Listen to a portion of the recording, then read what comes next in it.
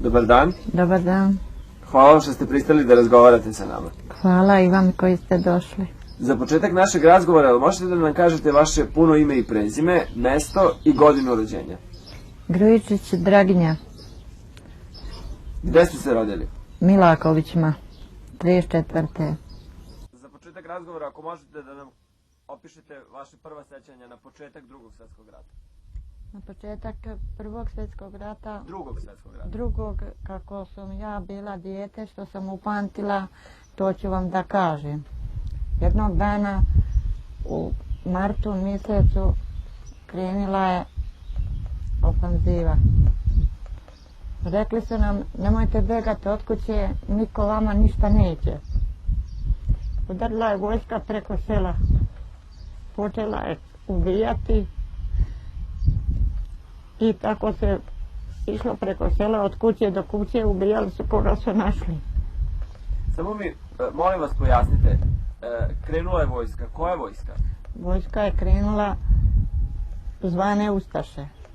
Pavelićeva vojska se zvala Crna legija. To su bile komšije naše prve, to su sve poznavali moji roditelji sa kojim su živjeli i tako. Oni su nas i pobili. Kažete, krenula je vojska kroz selo. Da. Možete da nastavite? I počela je ubijati od kuće do kuće. Koga su našli, toga su i ubili. Ko je pobegao, taj je ostao živ. Meni su ubili deda, baku, majku, brata i 2 sestre. A ja sam pobjegla u snijeg i ostala sam živa.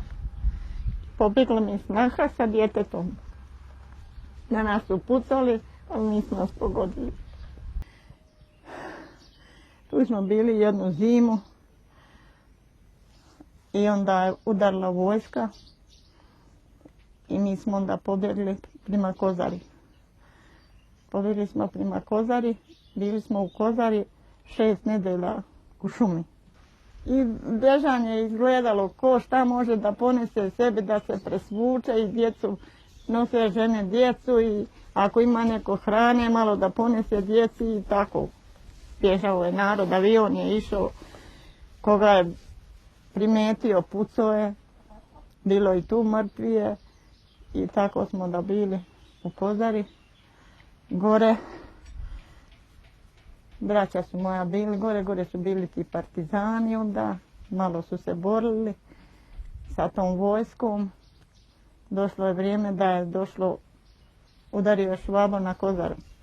Jeste vidjeli da je neko pogodio? Jesam vidjela, puno je djece pobjeno iz aviona.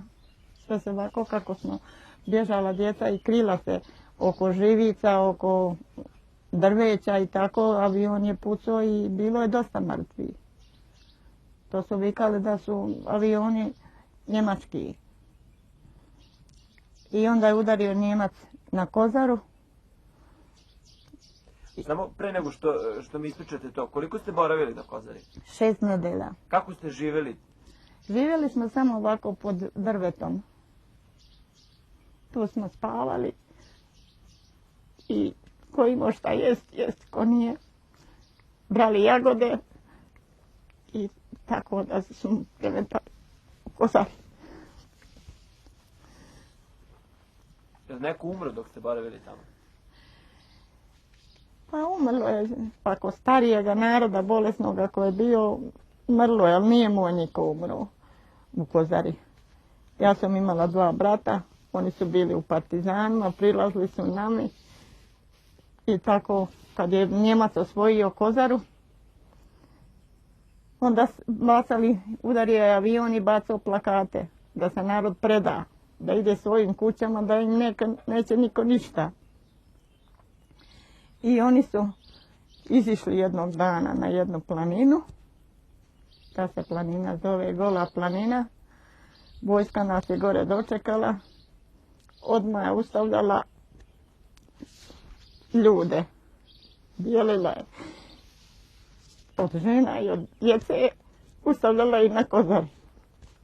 Tu su ustavili moja braća i otljen su krenuli u Jasenovac.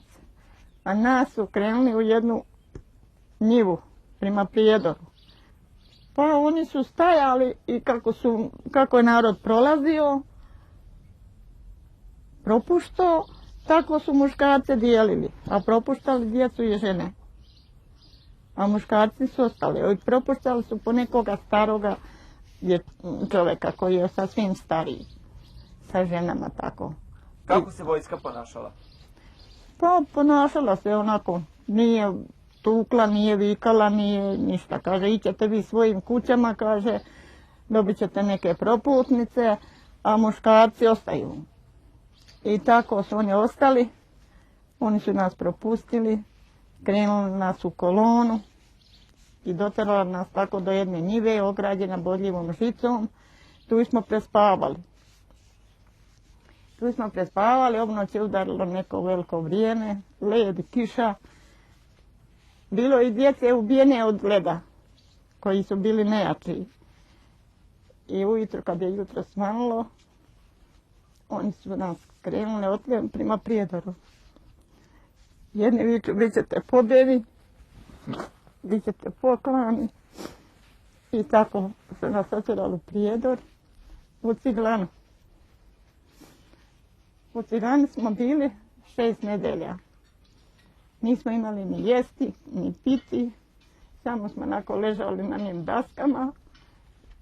Bili su neki stražari, po noći udaraju, ženu, djecu kreću, viču, di ste se partizani.